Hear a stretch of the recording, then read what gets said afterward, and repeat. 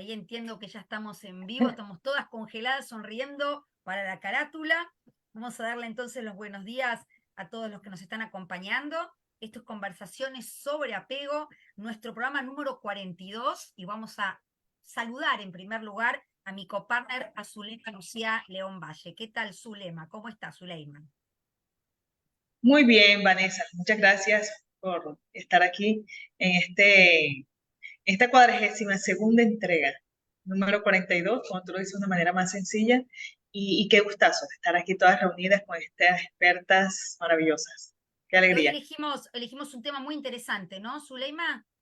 Sí, señora, cuénteme usted, ¿qué tema elegimos? Vamos a hablar hoy sobre apego, pero en relación con la escuela, con la autonomía, un tema muy actual que es interesante porque son enfoques de profesionales de diferentes países y también muy en tema, y creo que puede ayudar mucho a entender qué lugar importante cumple hoy la educación, a diferencia de otros momentos, ¿no? En donde la educación tenía que ver básicamente con algo cognitivo de aprender, y hoy tiene que ver con aprender otras habilidades además de las cognitivas, ¿no, Zuleima? Así es un espacio para también aprender a vivir y aprender a tener calidad de vida. Vanessa, y quería decirte también que efectivamente ya estamos en la conexión por Facebook y hay muchas personas interesadas en este tema, entonces todas aquellas preguntas, comentarios, aquí van a estar nuestras invitadas atentas a compartir con ustedes de su experiencia. Bueno, empezamos por acá y es un honor presentarles a Margarita María Alviar Ruiz. Ella es trabajadora social, especialista en trabajo social familiar y terapia familiar sistémica. Además es magíster en terapia de familia y de pareja con énfasis en crianza. Es además creadora de Universo de Familias, un espacio dedicado a la reflexión sobre la crianza, la familia y la educación. Es un programa bastante conocido en Colombia y en Medellín. Bienvenida Margarita, ella hace parte de ella en Colombia. Muchas gracias, Zuleima. Un placer estar con ustedes acá, chicas. Gracias. Bueno, te escuchamos, Margarita, para ir entrando en este tema desde la introducción y luego llegamos a la reflexión. Perfecto. Pues el tema que me convoca hoy acá con ustedes es hablar acerca de la obediencia versus la autonomía en la crianza y en la educación. Y respecto a estos temas, yo siento que es bastante importante ir redefiniendo el propósito de la crianza. ¿Cuál es ese objetivo principal cuando acompañamos a niños y a niñas por el paso por su infancia? Venimos de infancias, estas generaciones que ahora somos papás y mamás, donde la obediencia era bastante aceptada, buscada, muy sobrevalorada. Entonces, muchos de nosotros ahora como papás nos vemos en una gran incertidumbre, con bastantes dificultades a la hora de lograr cooperación, querer respetar los ritmos de nuestros niños, hacer una crianza mucho más consciente, con más respeto, pero a su vez con todo este bagaje que trajimos de nuestra propia infancia, donde era tan valorado el tema de la obediencia. Entonces, para empezar a hablar un poco acerca de todos estos términos, me gustaría que revisáramos detalladamente qué es obediencia, qué se entiende por obediencia, cuáles son las implicaciones de la obediencia versus la autonomía, que es a lo que la ciencia y los desarrollos actuales sobre infancia más tienden a fomentar, porque es lo que realmente nos va a dar mayores habilidades y salud mental y salud social.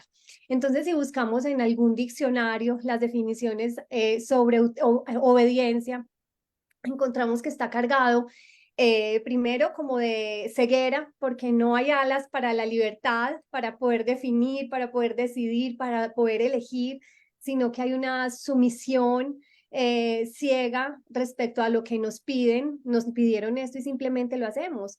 Y es muy cómodo porque escuchar lo que tenemos que hacer pues no nos da la libertad para poder nosotros decidir y elegir. Y en ese marco fuimos criados muchos de nosotros. También tiene grandes cargas de docilidad, de cumplir con los deseos de otro sin tener en cuenta a la persona a la que le estamos pidiendo o a la que se le está pidiendo eso que queremos. Eh, También tiene dosis de inferioridad, de obligación, doblega, no cuestiona, frena el desarrollo.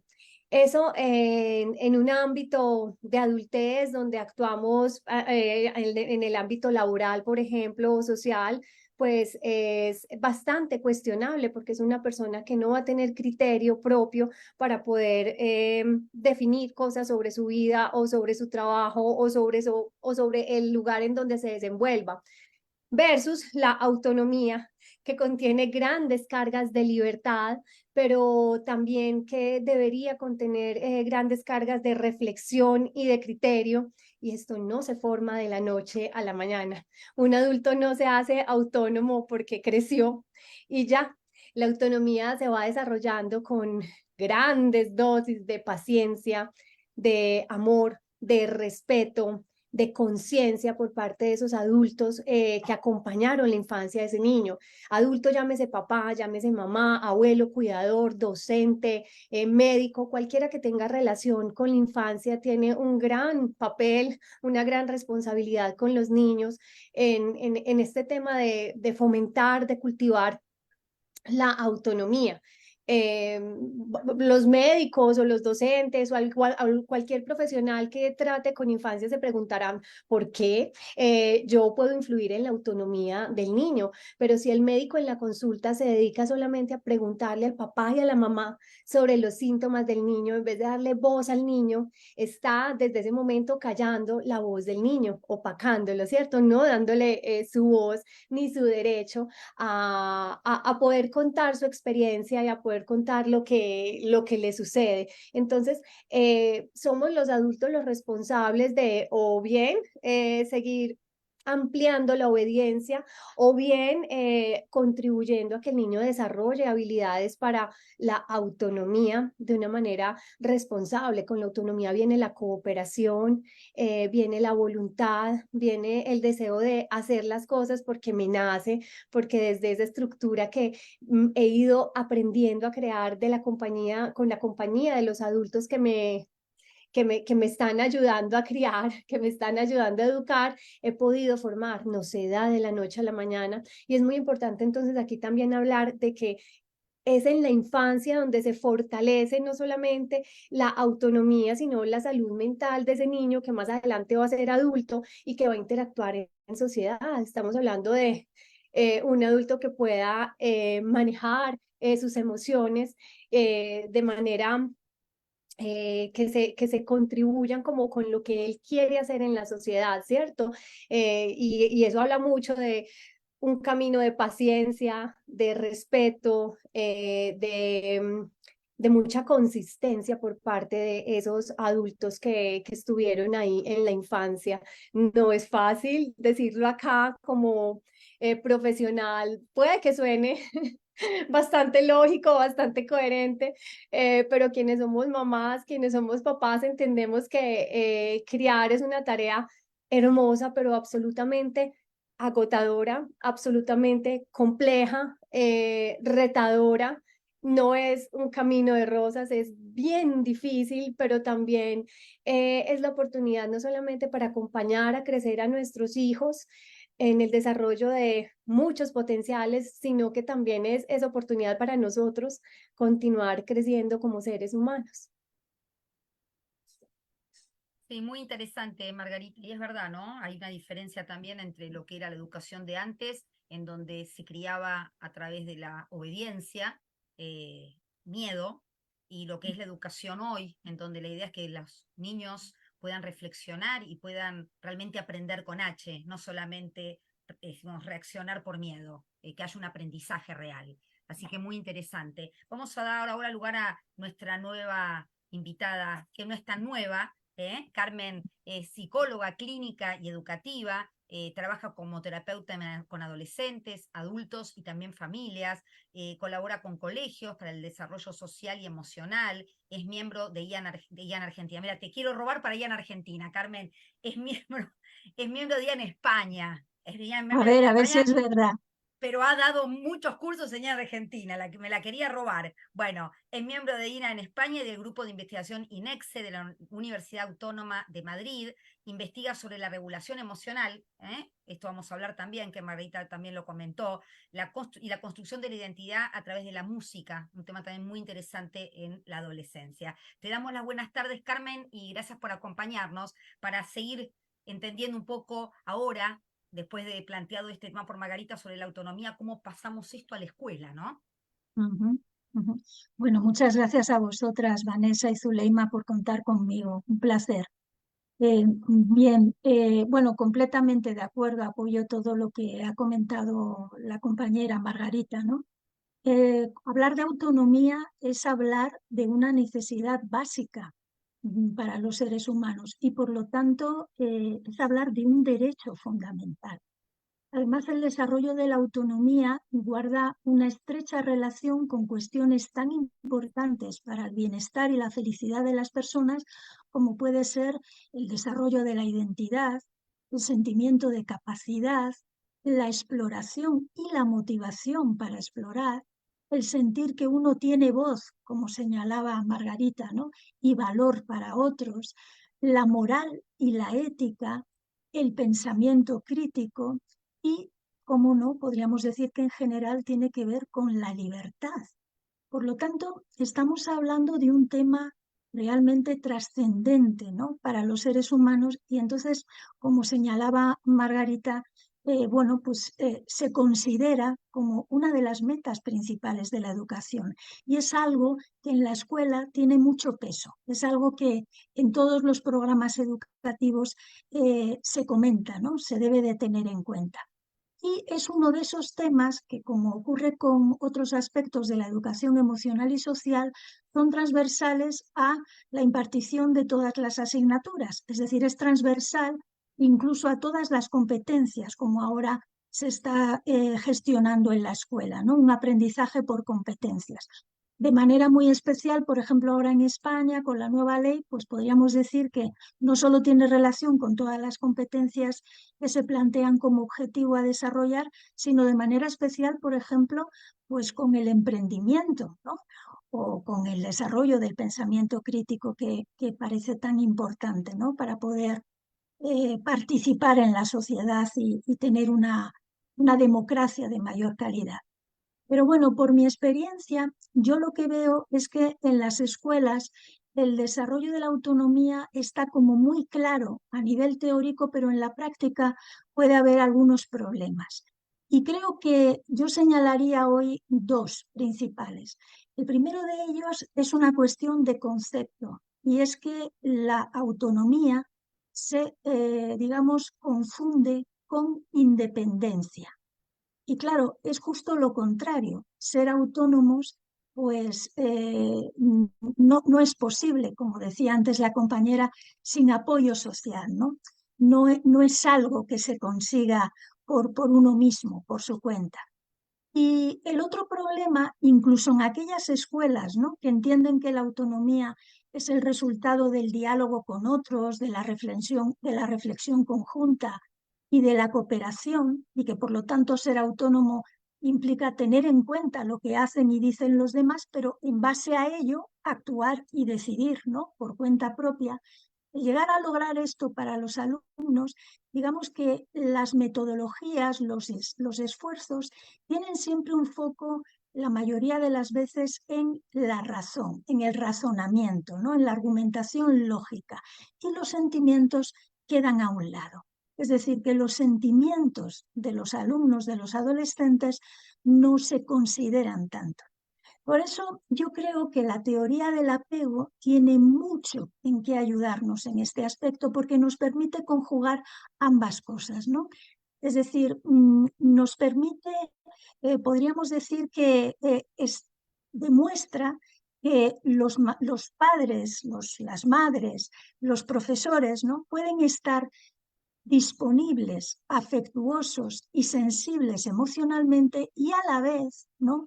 Fomentar la autonomía. Es decir, que ser afectuosos, estar disponibles, ¿no? Ser sensibles emocionalmente es una condición compatible con la autonomía y además podríamos decir que es una condición necesaria. Entonces, bueno, pues si eso no se da, es muy difícil que se produzca ese desarrollo saludable, ¿no?, que buscamos. Sabemos que la característica central del concepto de crianza de Bowlby es proveer de una base segura, ¿no?, a partir de la cual los niños, los adolescentes pueden hacer salidas al mundo y a la cual pueden regresar, ¿no?, sabiendo con certeza que van a ser bien recibidos, van a ser reconfortados, ¿no?, si se sienten afligidos, como decía Bowlby, o tranquilizados si se encuentran asustados. Y aquí por mundo, estas salidas al mundo, pues podemos entenderlas no solo como el mundo físico, sino como todo lo que implica desarrollarse en el mundo, es decir, el mundo interno y todo el mundo exterior, y cómo progresivamente, ¿no?, todos los aprendizajes que se van efectuando se pueden ir poquito a poco, ir aprendiendo hasta el punto de que luego uno, por su cuenta, puede ir desarrollándolos con esa autonomía que decíamos, ¿no? Entonces podemos hablar de un desarrollo que parte de una heteronomía a una autonomía, y que ya no es solo una autonomía de movimiento, sino que luego va a ser una autonomía en el pensamiento, una autonomía moral, ¿no?, a lo largo de un rico y largo proceso de desarrollo. Entonces, este papel de base segura no solo va a ser desempeñado por los familiares o los cuidadores, sino que necesariamente tiene que ser desempeñado por los maestros, por los profesores, y también va a tener un papel muy importante los compañeros y los amigos, que van a tener también un papel creciente. Y a partir de los 9 años, no solo hay que tener en cuenta la importancia de que a través de la relación diádica, ¿no?, el que más sabe pueda ser base segura para facilitar la exploración y por lo tanto el desarrollo de conocimientos, habilidades y la autonomía, sino que también habrá que tener en cuenta progresivamente el papel del grupo como tal, como base, desde la cual también poder hacer estas idas y venidas de exploración. Yo querría contaros una experiencia interesante que tuve con un grupo de profesores y que ejemplifica este papel del grupo en cuanto al desarrollo de la autonomía. Teníamos una sesión y yo le pedí a los profesores una sesión de discusión, de diálogo reflexivo con profesores de una escuela. Yo les pedí que eligieran un tema de debate, un tema para poner en común entre todos. Y entonces eligieron para esa ocasión el tema que titularon Niños difíciles. Entonces ya de entrada el tema me pareció muy interesante. Entonces una de las profesoras habló de niños difíciles y en concreto puso el ejemplo de esos niños. Ella daba clases de matemáticas y puso el ejemplo de esos niños que constantemente buscan el apoyo del profesor o de otros compañeros interfiriendo, ¿no?, en las tareas, en la marcha diaria de clase, porque se sienten muy inseguros para llevar a cabo las tareas por su cuenta. Otros profesores decían que eso era un problema, desde luego, pero que también lo eran aquellos otros niños que, por el contrario, nunca pedían ayuda y sin embargo la necesitaban, ¿no? Entonces, otra profesora en concreto, también de matemáticas, señaló su caso, señaló cómo se había hecho cargo de un grupo de alumnos que tenían, muchos de ellos, estas características. Y ella recomendó actividades cooperativas para hacer matemáticas.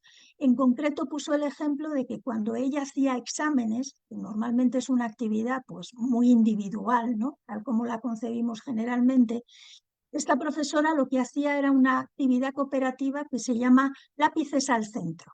Entonces ella decía lápices al centro. Entonces todos los niños colocaban su boli, o los más mayores el ordenador, si fuera necesario, y entonces se trataba de, entre todos, dialogar, discutir sobre cómo se resolvía cada uno de los problemas que ella había puesto.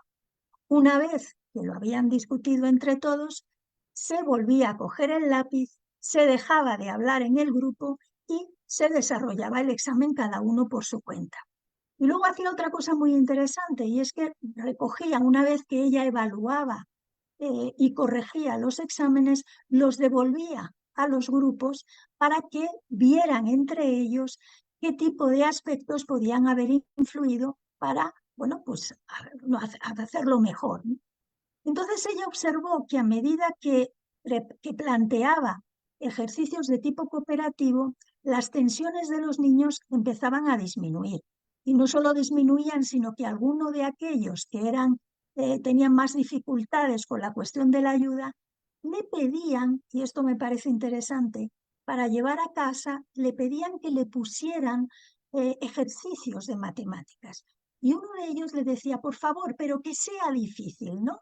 Para llevárselos a casa y hacerlos por su cuenta. Entonces, bueno, yo creo que esta experiencia podemos de ella extraer muchas conclusiones, que luego si queréis podemos hablar, ¿no? Por un lado es ver cómo en principio niños que se encuentran muy inseguros con el aprendizaje pueden llegar a sentir motivación, ¿no? Por hacer las cosas solos, ¿no? Por aprender, pero eso, como decía antes la compañera, es el resultado, ¿no? De un proceso de colaboración. Es el resultado en donde además el grupo aquí, yo creo que se puede hablar de apego grupal, precisamente cumple la función de servir de base, ¿no? Esa base que me ayuda, que me protege y de la cual yo tomo prestado aquello que justamente necesito. Hay una idea que a mí me encanta de Bowlby cuando describe el rol de la base, ¿no? De seguridad, que dice que es un rol, la mayoría de las veces, de estar a la espera. Y eso no significa que sea un rol pasivo, sino que implica todo lo contrario, estar muy activo para estar conectados emocionalmente con los niños, ¿no? Es decir, estar preparados para dar una respuesta sensible, como decía Ainsworth, o tener esa capacidad de mentalización, como decía Funari, para poder sentir que el niño, tener claro que los alumnos son personas diferentes a mí como profesora, ¿no? Y que están en un estado psicológico diferente y que cuanto más me acerco a ese estado, más fácil es prestarles la ayuda que necesitan, ni más ni menos. Yo creo que este concepto también está muy relacionado con el concepto de andamiaje de Vygotsky, ¿no? Y hace referencia justo al grado en el que un docente puede prestar apoyo, ¿no? al alumno, sobre todo cuando se encuentra dependiendo de su nivel de competencia. Y por lo tanto, algo en lo que enfatiza, como sabemos, Vygotsky, es en la idea de que no es posible ese desarrollo de aprendizaje si no es a través de lo social, ¿no? De la relación con otros. Entonces, bueno, yo hasta aquí dejo mi primer planteamiento y a la espera de conversar con vosotras. Gracias, Carmen. Gracias por toda esta introducción que haces. Me ponía a pensar en tus libros, en todas las posibilidades de seguir trabajando esto del apego grupal, pensarnos como base segura también de nuestros estudiantes y validar también en los chicos la necesidad que ellos tienen de agruparse para después desarrollar autonomía. Y ha estado el programa bastante bonito. Yo estoy por acá al pendiente de seguir aprendiendo de ustedes. Y continuamos con Valeria Tinoco. Ella es representante de Jan Brasil, psicóloga y psicoterapeuta especializada en duelo, doctora en psicología clínica, coordina y lecciona un curso de posgrado sobre psicoterapia basada en la teoría del apego en la institución 4 Estaciones, Instituto de Psicología. Valeria, gracias por aceptar la invitación. A ti, Zule, Ivane, muchas gracias por estar acá otra vez. Un gusto conocer a Margarita y Carmen. Yo las oigo escuchar, además del tema que es muy interesante. Quedo escuchando el español tan lindo que va, que vuela, y conmigo hay que tener un poco de paciencia, ¿no? Con mi portuñol.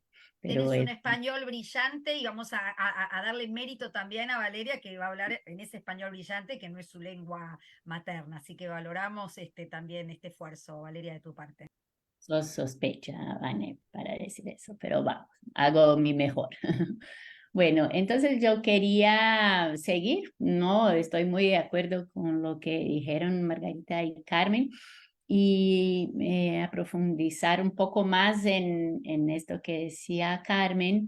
Y bueno, entonces de cómo podemos hacer, cómo podemos utilizar la teoría del apego en la escuela, ¿no? Que hay mucho que hacer, como decía Carmen. Entonces, primero de todo, vamos a pensar en dos situaciones con esta justificación de por qué es importante entonces traernos la idea de base segura, cómo podemos plantear un ambiente, ¿no? Un entorno dentro de la escuela más seguro y que favoreza, no sé si existe en español, perdón, pueden corregirme, por favor. Favorece, favorece. Sí, que favorezca, Aprendizaje. sí. Claro, Ahí va. favorece. Gracias. El aprendizaje en sí mismo es una situación que trae inseguridad, ¿no? Por el no saber, ¿no? Entonces, la idea de promoción de seguridad necesaria en este ambiente de que trae la inseguridad como es algo presente, ¿no? Y normal en este sentido, ¿no? No hay que saber antes, ¿no? Hay que tener condiciones y seguridad para poder aprender. Entonces, esta es una situación en que todos los alumnos de una escuela se encuentran. Y hay también los alumnos que han pasado por situaciones de mucha inseguridad, ¿no? Incluso de trauma, que tienen en su historia algo de inseguridad en su familia o por cuestiones sociales. Y en este sentido es muy interesante pensar en la escuela y en todos los que están ahí, los profesores, los compañeros, todos que están en este ambiente, como una posibilidad alterna, ¿no? Una alternativa de cuidado ante una historia de inseguridad, ¿no?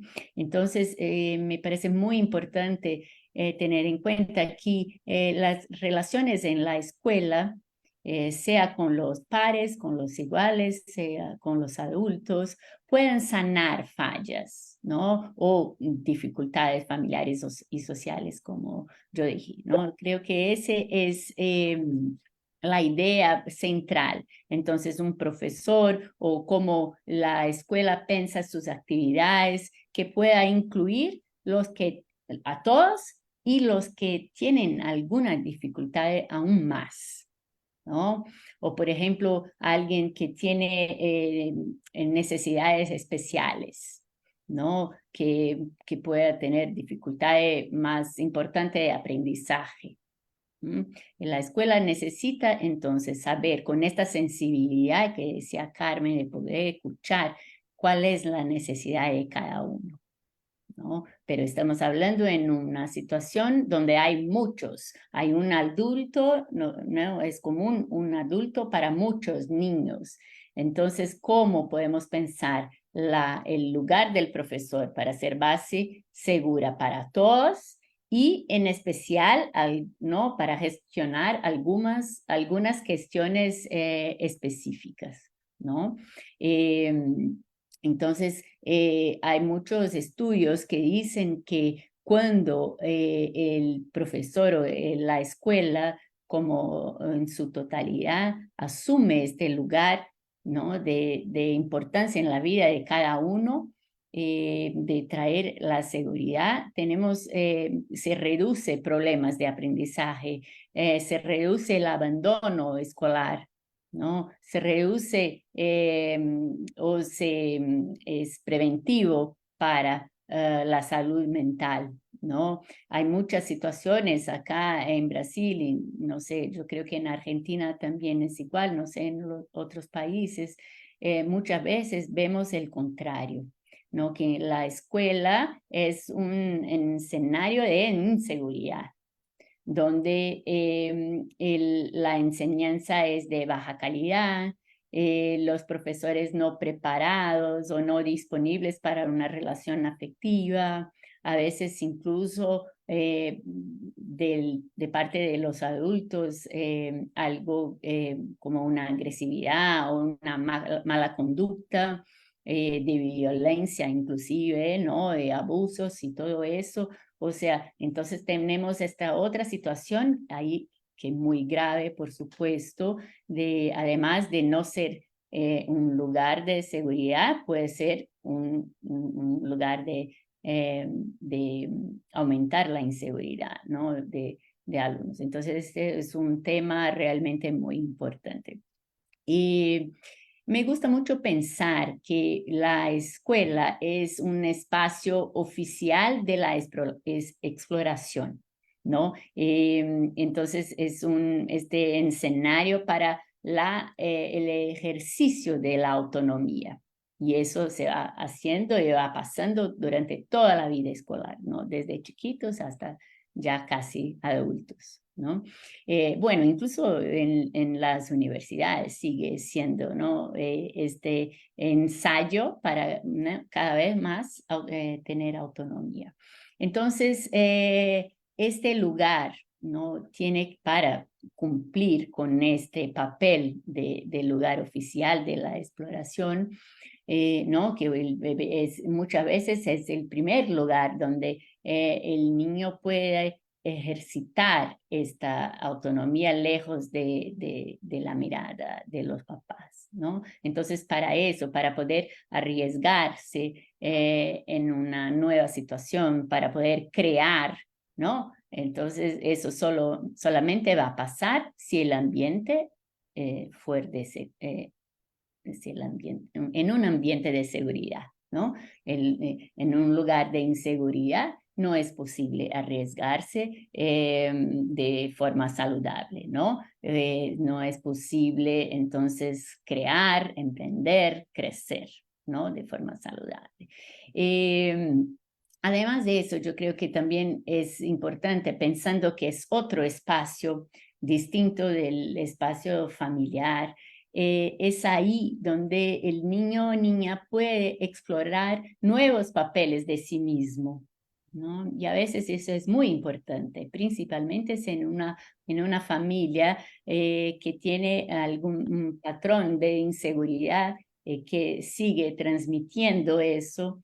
Y ahí llega en un otro espacio y el niño o niña puede recibir otra mirada de otro adulto que tiene otra historia, ¿no? Y ahí muchas veces, por eso la idea de ser muchas veces curativo se dice para curar, para sanar. Reparador, sí, o reparador, ¿no? Ese reparador es perfecto, ¿no?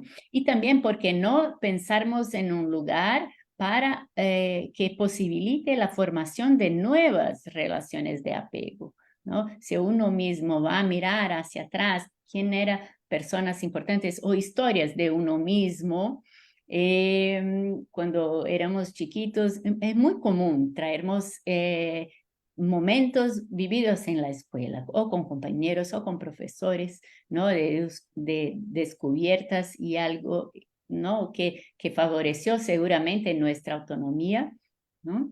Entonces, es el lugar donde muchas veces se construye una relación de apego importante, ¿no? En la vida.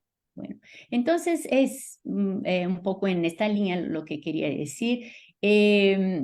La confianza y la seguridad dentro de la escuela no puede fallar, ¿no? Si hay una falla, son muchos los que serán afectados, ¿no? Me acuerdo, todos nosotros vivimos en la situación de pandemia y lo impacto que tuvo eso en las escuelas y nosotros no sabíamos cómo vivir en esta situación perdimos todos, ¿no? Las familias perdieron, los alumnos perdieron este espacio, este otro espacio tan importante que yo decía, ¿no? Porque pasó la escuela ser dentro de la casa por un largo tiempo. Acá en Brasil fue bastante largo este tiempo. Y todos estábamos inseguros, ¿no? Los colegios, las escuelas, los directores no sabían cómo vamos a hacer, ¿no? Entonces, hasta que los profesores sintieranse seguros, para poder enseñar en esta nueva condición es algo que llevó un tiempo y eso afectó a los alumnos. Yo creo que las escuelas que más rápidamente pudieron asistir a sus profesores para que estos pudieran asistir a sus alumnos en esta situación de tanto de miedo, ¿no? De tantas vivencias muy difíciles y de la nueva manera de enseñar. Entonces el profesor podría sentirse seguro en su clase, pero en una cámara, ya algunos se sintieron muy mal, ¿no? ¿Y cuál es el impacto de eso en los alumnos? Entonces, si pensamos en un alumno ya con inseguridad y un profesor con inseguridad, ¿cuál es el resultado, ¿no? Entonces, en este sentido, todavía hablando de la pandemia, cuando las escuelas nos pedían ayuda con los alumnos, nosotros pensábamos que era más importante ayudar a los profesores para que estos pudieran ayudar a sus alumnos. Yo creo que siempre este es un camino mejor, ¿no? Preparar a los que van a cuidar de los niños y niñas y adolescentes, ¿no?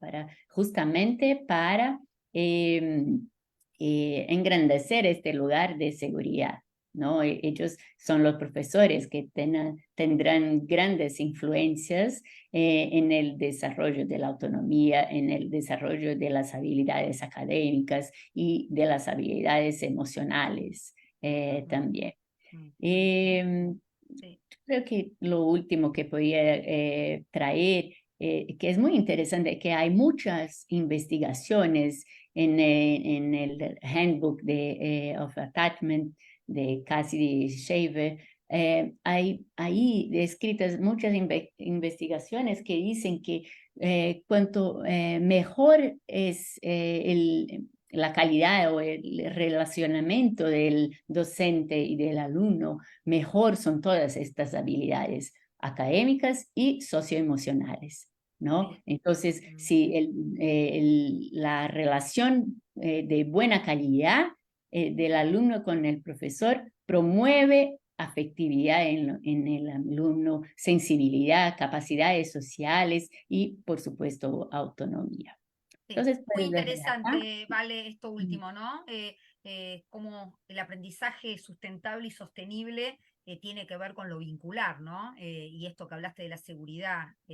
Me quedé pensando, como para ampliar ahora este cafecito, les invito a todas a abrir el micrófono, de alguna manera pensar entonces esta necesidad del docente como casi una figura muchas veces secundaria de apego, ¿no? Para entender al profesor, digo, lo abro para este nuevo paradigma, como decimos, del profesor no solo el que imparte conocimiento, sino esta figura significativa en muchos casos en donde hay niños y niñas que no la tienen, ¿no? Digo, qué interesante poder hablar un poco de esto, del lugar del docente, ¿no? Como figura significativa. Sí, exactamente. Acá en Brasil hay, por supuesto, yo sé que en Argentina he vivido, en Colombia también, entonces yo sé que en estos países sí pasa lo mismo en familias, en situaciones de más con desafíos psicosociales. ¿no? Son muchas veces, por ejemplo, yo tengo una hermana que es profesora en una escuela pública.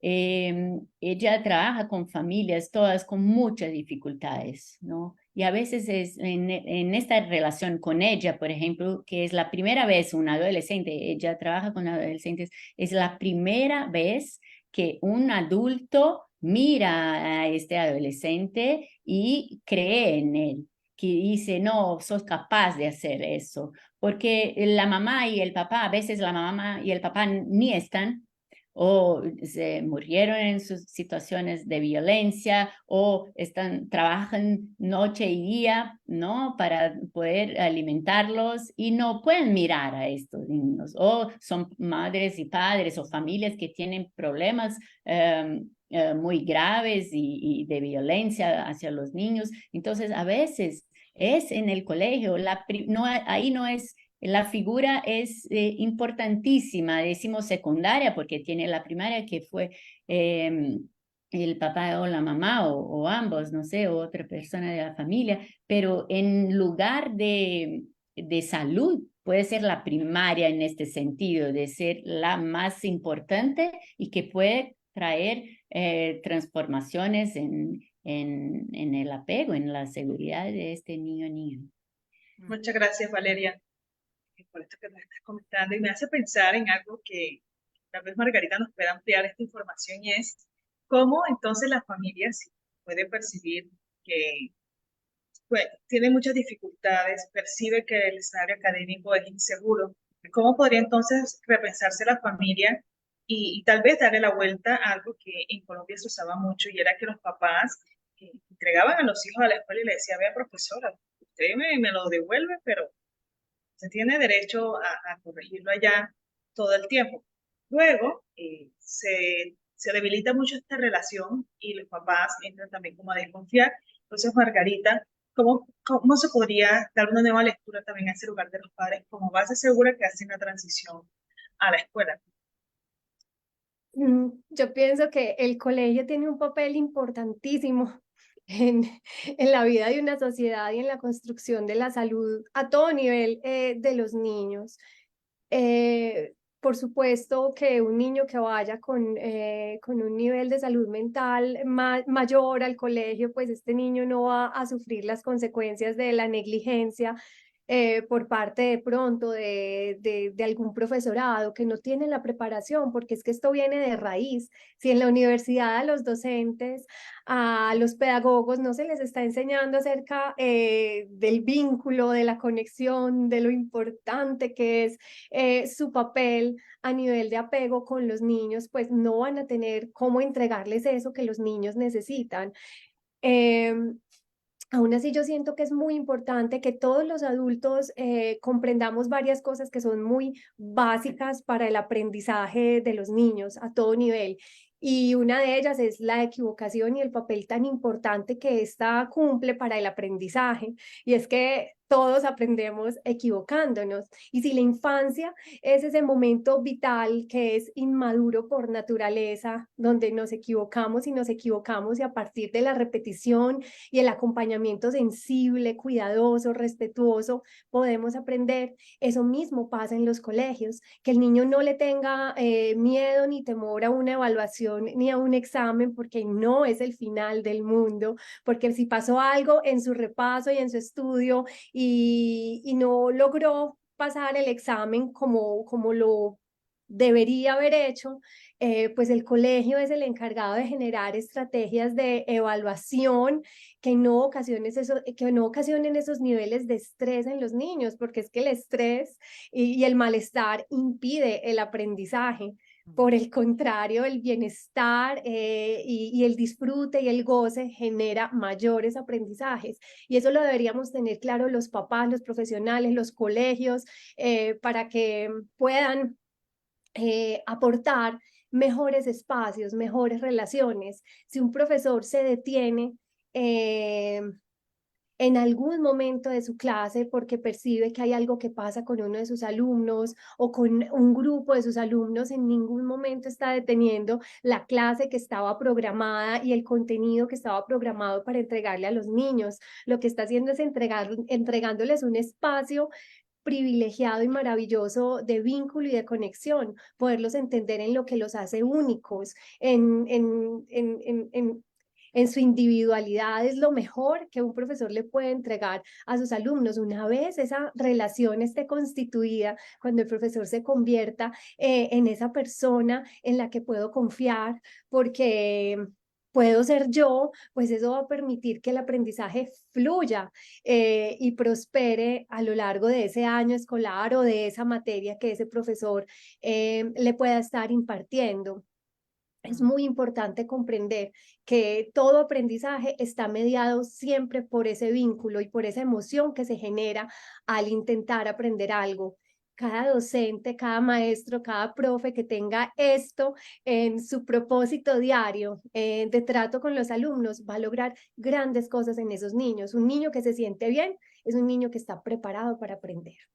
Sí, totalmente, Margarita, es muy interesante. Y abro también este tema, Carmen, ¿no? Cuando hablabas, Carmen, de lo importante de estos docentes en formación en la teoría del apego, y también asentías cuando Valeria comentaba el tema de el adulto regulado para regular, ¿no? Me parece que eso también es muy importante, ¿no, Carmen? Sí, sí, yo creo que es un asunto clave, ¿no? Y eh, de todo lo que estamos comentando, o sea, de lo que se puede deducir es que los niños se encuentran bastante solos, ¿no? Durante sus procesos de aprendizaje. Y no solo solos respecto a sentimientos muy negativos, que muchas veces son resultados de sus dificultades, ¿no?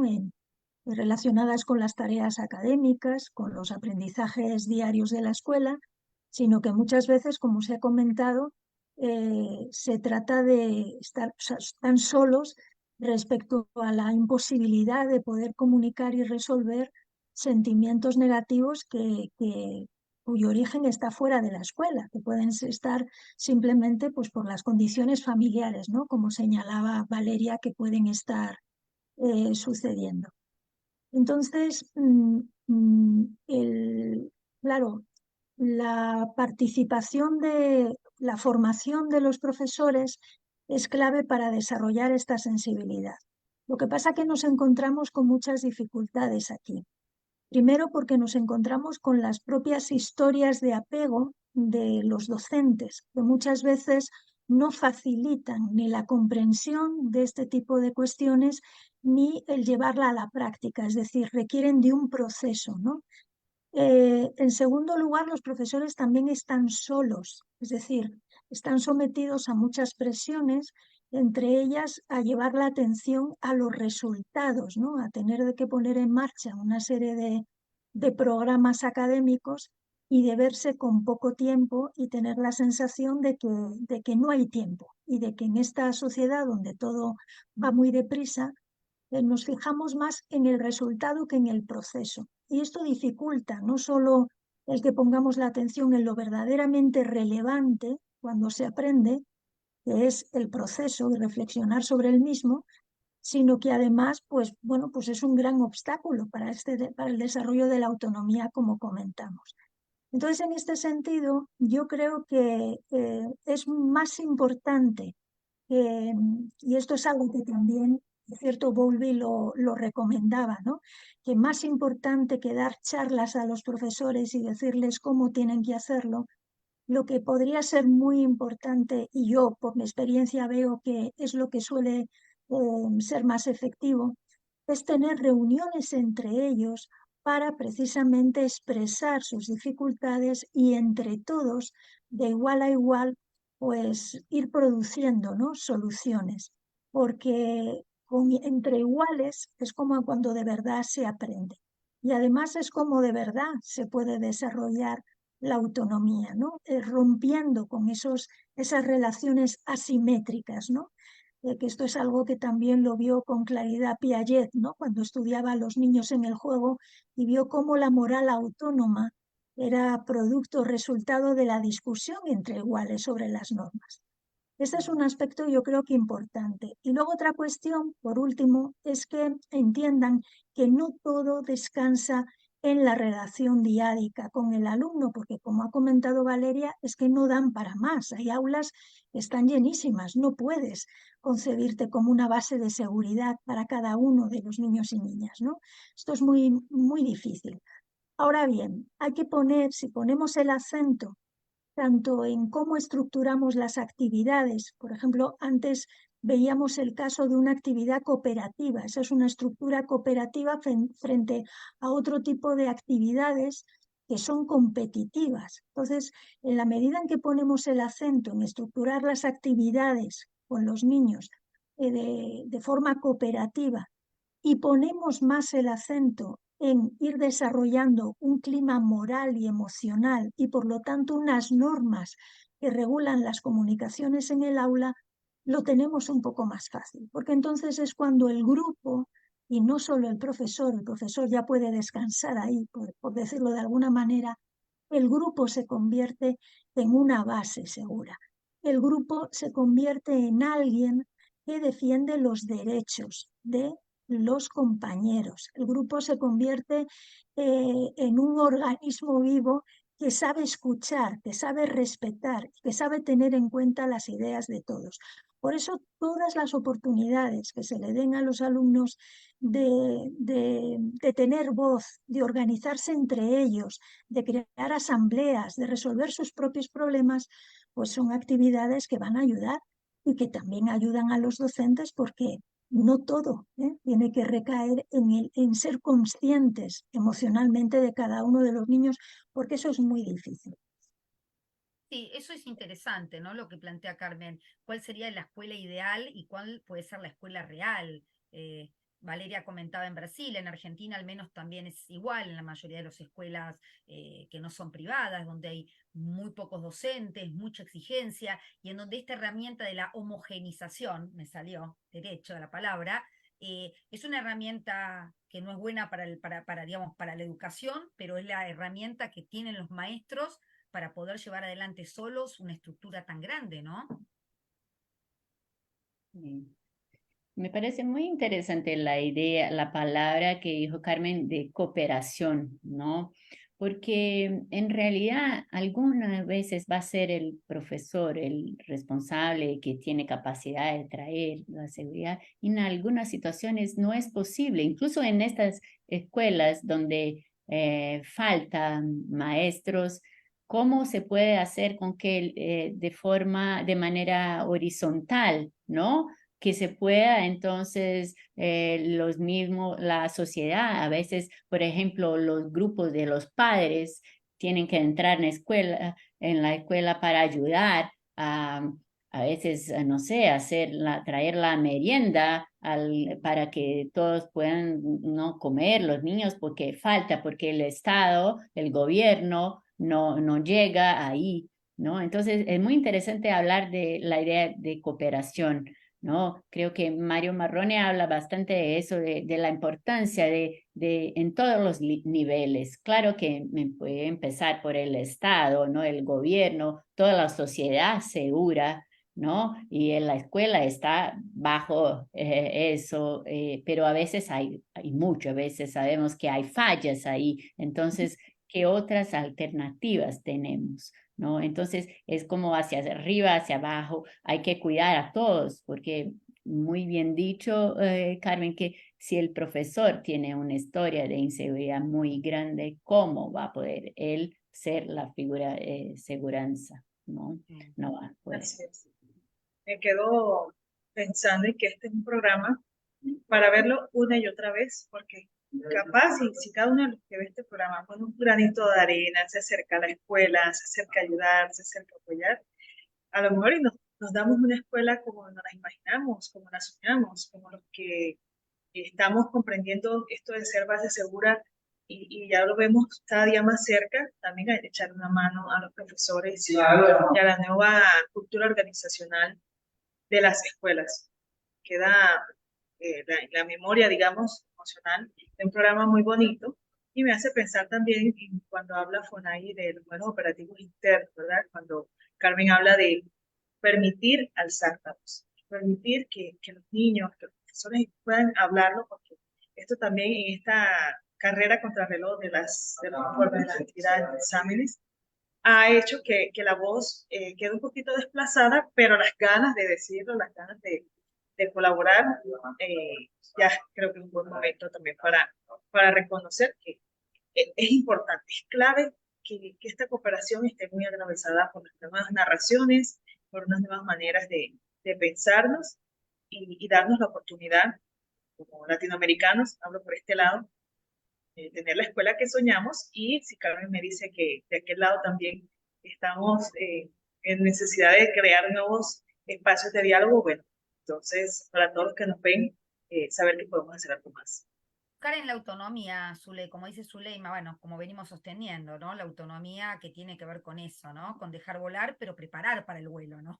Estamos llegando al final del programa, coincido con Zule, un programa muy, pero muy interesante. Tenemos unos pequeños minutitos y a veces con Zuleima nos gusta esto, de dejar que nuestras invitadas terminen con una, dos o tres palabras, lo que significa una escuela que sea la posible, no la ideal. La ideal la entendemos de los libros, pero la escuela real, la escuela posible. ¿Quién quiere empezar? Esas tres palabras, ¿no? A ver, ¿de qué se trata? Si empieza Margarita, hay una que ya la sé yo, ¿no? Que es autonomía, ¿no? Pero bueno, elijan quién empieza. Ay, yo quisiera Dale. hablarlo porque aquí en Medellín, en la ciudad donde vivo, mis hijos tienen la gran fortuna y nosotros como familia tenemos el gran privilegio de tener un colegio que es el colegio soñado y donde nuestros hijos tienen precisamente esa oportunidad de ser ellos quienes son para poder explotar todo ese potencial. Entonces, y sé que existen muchos establecimientos que le apuntan a permitir que los niños sean lo que son y a partir de eso que el desarrollo de sus habilidades, de su criterio, de su autonomía sea posible. Entonces, agradezco infinitamente a la existencia porque muchos son las instituciones, los esfuerzos para que los colegios soñados sí existan.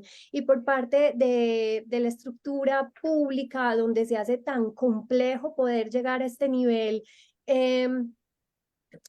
soñado, como lo hemos hablado, el foco está en cada ser humano, no solamente cada niño y cada niña que pisa ese colegio, sino ese ser humano que tiene esa historia de la que hablamos durante toda esta hora, que también debe ser atendida, valorada para que se sienta único también en ese espacio laboral y educativo. Muchas gracias, Margarita. ¿Quién sigue? ¿Quién sigue? Vale, Carmen, así vamos cerrando el programa de hoy. Bueno, elijo yo, como en la escuela, ¿voy a elegir yo o lo hacemos colaborativo? Ahí está, Carmen levantó la mano. No, lo decía de broma, así como si estuviéramos en el colegio, pero bueno, da igual. A ver, yo creo que la mejor escuela es aquella que pone al mismo nivel las cuestiones más relacionadas con el rendimiento académico clásicamente entendido, ¿no? Es decir, el desarrollo de conocimientos, ¿no? y habilidades con los cuidados de los unos a los otros. Y al mismo nivel significa que debería de evaluarse al mismo nivel, es decir, que se haga lo que se haga en la escuela, cualquier tipo de actividad, examen, etcétera, debería de valorar y por lo tanto evaluar, porque si no, no se le da la importancia merecida, tanto lo que los niños aprenden en cuanto a contenidos como con cómo cuidan de los demás. Porque me parece que este es un salto muy importante que resolvería muchos problemas. Y creo que todo esto no se puede dar sin la colaboración, ¿no? Es decir, sin una educación, una escuela permeable y totalmente conectada con la sociedad y especialmente con las familias. Yo creo que una buena escuela es una escuela que permite y que facilita que las familias participen. E incluso más que dejarlo a la voluntad, yo creo que una buena escuela es aquella que lo plantea como una condición. Es decir, si queréis que vuestros hijos estén en esta escuela, hay que participar con la escuela a muchos y distintos niveles, porque también tenemos muchas investigaciones que demuestran que cuando los padres, las familias participan de una manera y de otra, los niños mejoran claramente en su rendimiento y bueno, aprenden mucho mejor. Y las familias también aprenden, porque la escuela puede ser un espacio, ¿no? de intercambio de conocimientos y de apoyo emocional muy valioso, ¿no? Y yo creo que la pandemia, por ejemplo, pudo ser un buen ejemplo, ¿no? de esto. Muy interesante, Carmen. Valeria. Bueno, yo quería entonces traer la idea de el profesor o el adulto de la escuela regulado emocionalmente. Es importante entonces para traer esta seguridad y la sensibilidad de adulto para que pueda traer respuestas, para que pueda interactuar de forma a contestar al niño o a la niña en lo que ellos necesitan. Entonces, se pueda incluir un niño diverso, que pueda incluir una familia diversa también, ¿no? Creo que es muy importante. Yo iba a hablar solamente de eso, pero lo que dijo Carmen me hace muy importante algo que ha pasado mucho, que es la confianza de los papás en la escuela. Una vez que yo elijo una escuela como buena para mis hijos o ideal para mi realidad, yo tengo que confiar en el colegio. Es algo que yo veo mucho en los grupos de las mamás cuando contestan. La autoridad, por ejemplo, del colegio, de la escuela, que contestan lo que la escuela decidió que era lo mejor para su hijo, y el papá o la mamá dice no, porque eso no se puede, que escuela horrible, pero al día siguiente su hijo sigue ahí. O sea, es algo muy importante tener en cuenta la coherencia. Si yo elijo dejar mi hijo 4 horas, 6 horas, 8 horas en un lugar, yo tengo que confiar. Y en eso de colaborar, confiar en los adultos que ahí están. Si yo no hago eso, yo fragilizo, no sé si está bien así, Sí, pero está bien. no, el niño o niña, yo voy a enviarte en un lugar que no confío. Eso es muy, muy terrible para los niños. Sí, aparte Sí. en este sentido, Valeria, si los padres no confían, los hijos tampoco puede ver en esa figura a alguien que puede guiarlos, ¿no? Evidentemente es así. Un tema muy vasto, ¿no, Zuleima? Muy interesante. Vamos a retomarlo ya el año que viene, porque el lunes 18 de diciembre es nuestro último programa para este año 2023, así que vamos a convocarlas a las 3, que hemos hecho un lindo team, las 5, para poder transmitir esto que tiene que ver con la escuela. Les agradecemos muchísimo a cada una de ustedes y las comprometemos para el año 2024, ¿no, Zule?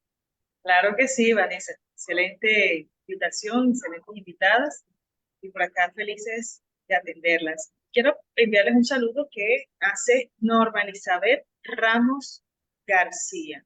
Envía un saludo desde, tengo por acá como Registros de México, entonces estamos también muy agradecidos con la participación en este programa. Y bueno, yo aquí las despido con un gran corazón, porque me quedé pensando un poco en que hoy no es carita feliz, hoy es gran corazón por todo lo que ustedes nos han entregado el día de hoy. Totalmente. Muy Muchísimas interesante, gracias. A muchísimas seguir gracias. Nos creciendo. vemos lunes 18 Gracias con a nuestro todas. último programa. Gracias, Gracias, Margarita Carmen. Gracias, Alviar. Valeria. Gracias, Gracias, Zule. Margarita Hinojo. Gracias, Carmen. Gracias, Marisa. Chao. Gracias. Chao. Gracias.